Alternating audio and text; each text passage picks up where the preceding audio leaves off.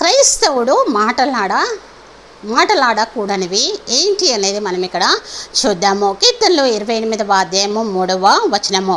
వారు దుష్ట ఆలోచన హృదయంలో ఉంచుకొని తమ పొరుగు వారితో సమాధానంగా మాటలాడుదురు అని వాక్యము మనకి వివరిస్తుంది. దుష్ట ఆలోచన హృదయంలో ఉంచుకొని బయటకు సమాధానపు మాటలు మనము మాట్లాడకూడదు. క్రైస్తవులు మాటలాడకూడనివి ఏంటి అంటే దుష్ట ఆలోచన హృదయంలో ఉంచుకొని సమాధానమైనటువంటి మాటలను మనము బయటికి మాట్లాడకూడదు.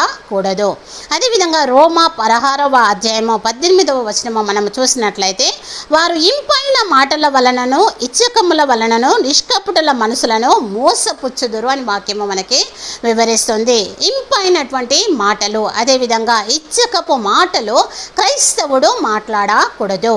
ఇంపైనటువంటి మాటలు, అదేవిధంగా ఇచ్చకపు మాటలు క్రైస్తవుడు మాట్లాడకూడదు. ఇంపైనటువంటి మాటలు, ఇచ్చకపు మాటల వలన నిష్కపటులైనటువంటి మనసు కలిగినటువంటి వారిని మోసపుచ్చే వారిగా ఉంటారంట. కనుక క్రైస్తవుడు ఇచ్చకపు మాటలు, అదేవిధంగా ఇంపైన మాటలు మాట్లాడకూడదు.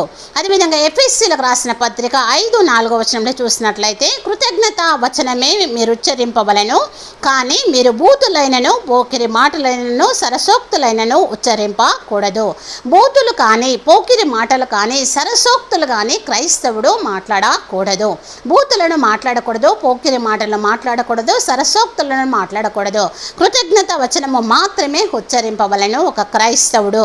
అదేవిధంగా 1 తిమోతికి రాసినటువంటి పత్రిక 6వ అధ్యాయం 20వ వచనము మనం చూసినట్లయితే అపవిత్రమైన వట్టి మాటలకును జ్ఞానమని అబద్ధముగా చెప్పబడిన విపరీత వాదములకు దూరంగా ఉండుమని వాక్యము మనకి వివరిస్తుంది.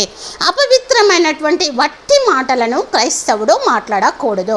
అపవిత్రమైన వట్టి మాటలను క్రైస్తవుడు మాట్లాడకూడదు.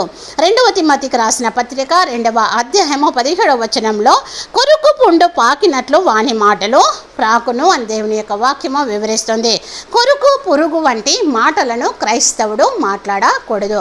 క్రైస్తవుడు ఏవి మాట్లాడకూడదు అంటే దుష్ట ఆలోచన హృదయంలో ఉంచుకొని బయటికి సమాధానంగా మాట్లాడకూడదు. ఇంపైన మాటలు, ఇచ్చకపు మాటలు మాట్లాడకూడదు. బూతులు, అదేవిధంగా పోకిరి మాటలు, సరసోక్తులు క్రైస్తవుడు మాట్లాడకూడదు. అపవిత్రమైన వట్టి మాటలను క్రైస్తవుడు మాట్లాడకూడదు. కొరుకు పుండు వంటి మాటలను క్రైస్తవుడు మాట్లాడకూడదు. ఈ విధంగా మాట్లాడకుండా మన నోరును మనము కాచుకునేటువంటి వారంగా ఉందాము. ఇట్టి వాక్యము ద్వారా దేవుడు మనందరినీ కూడా హెచ్చరించి దీవించి ఆశీర్వదించును గాక. ఇట్టి వాక్యము మనందరి హృదయంలో ఫలభరితమవును గాక. ఆమేన్.